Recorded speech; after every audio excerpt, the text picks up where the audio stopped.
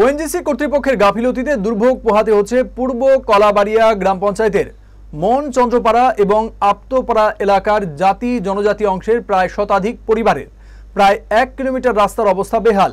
ছোট বড় গাড়ি তো থাক দূরের কথা, বাইক বাইসাইকেল কিংবা পায়ে হেঁটে যাওয়াও দুষ্কর। এলাকাবাসীদের দাবি পুরো রাস্তাটি সংস্কার করে দিতে হবে। পূর্ব কলাবাড়িয়া গ্রাম পঞ্চায়েতের মন চন্দ্রপাড়া এবং আপ্তপাড়া এলাকায় ওএনজিসির বড় বড় গাড়ি যাতায়াত করার ফলে রাস্তা নষ্ট হয়েছে বলে অভিযোগ এলাকাবাসীর। এখন রাস্তাটি চলাচলের উপযোগী করে দেওয়ার জন্য ওএনজিসি কর্তৃপক্ষকে বারবার অনুরোধ করা সত্ত্বেও কাজের কাজ কিছুই হচ্ছে না। এলাকার প্রধান সহদেব দাস ও ওএনজিসি কর্তৃপক্ষের সাথে কথা বললে তারা রাস্তাটি আপাতত সংস্কার করে দেওয়ার কথা বলে কাজে হাত দেয়। এলাকাবাসীর দাবি রাস্তাটি যেন আপাতত চলাচলের উপযুক্ত করে দেওয়া হয়, কারণ স্কুল কলেজের ছাত্রছাত্রীরা এবং কৃষক শ্রমিক সকলেই এই রাস্তা দিয়ে যাতায়াত করতে হয়। রাস্তাটির অবস্থা যা হয়ে রয়েছে তাতে অসুস্থ রোগী কিংবা গর্ভবতী মায়েদের হাসপাতালে নেওয়া খুবই কষ্টসাধ্য।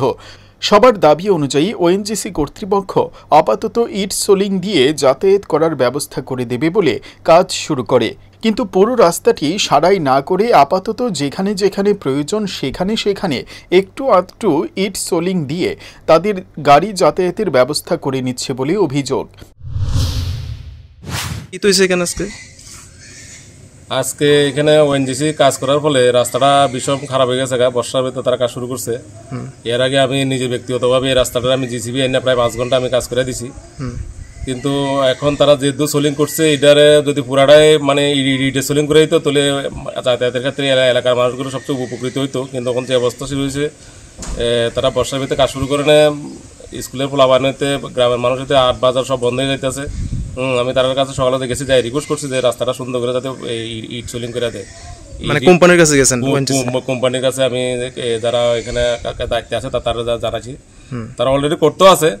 কদ্দূর করবো তারা করতেছে, তারা ধরা নাই, এত কাজ তারা ধরা নাই, তারা থাকলে তারা করতো। আমি কিছু যেমন কোম্পানির কথা কইয়া এই রাস্তাটা যাতে মানুষের চলাচলের উপযোগ্য করে দেয়। এর পরবর্তী টাইমে এটা ফিজের লেখা টেন্ডার হয়ে গেছে, বর্ষার পরে এটা ফিজের মানে কাজ শুরু।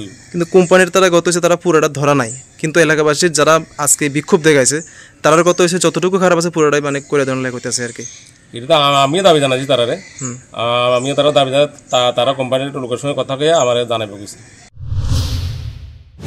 কিন্তু এলাকাবাসীদের দাবি পুরো রাস্তাটি সংস্কার করে দিতে হবে। এর ফলে রাস্তা সংস্কারের কাজটি বন্ধ করে দেয় এলাকাবাসী। এই নিয়ে উত্তেজনার সৃষ্টি হয়। এলাকার প্রধান সহদেব দাস এলাকাবাসীদের সাথে একমত হয়ে বলেন, তাদের কাছে অনুরোধ করা সত্ত্বেও কাজটি যথাযথভাবে করছে না, তাই পুনরায় এলাকাবাসীদের সাথে কথা বলে পদক্ষেপ গ্রহণ করা হবে। এর আগেও তিনি ড্রজার লাগিয়ে রাস্তাটি সংস্কার করে দিয়েছিলেন। বর্ষার ফলে ওএনজিসির গাড়ি যাওয়ার কারণে রাস্তাটির আবার বেহাল দশা হয়েছে, তাই তিনি পুনরায় আবেদন জানান তাদের কাছে সেটি ঠিক করে দেওয়ার জন্য। Bureau report, headlines, Tripura national.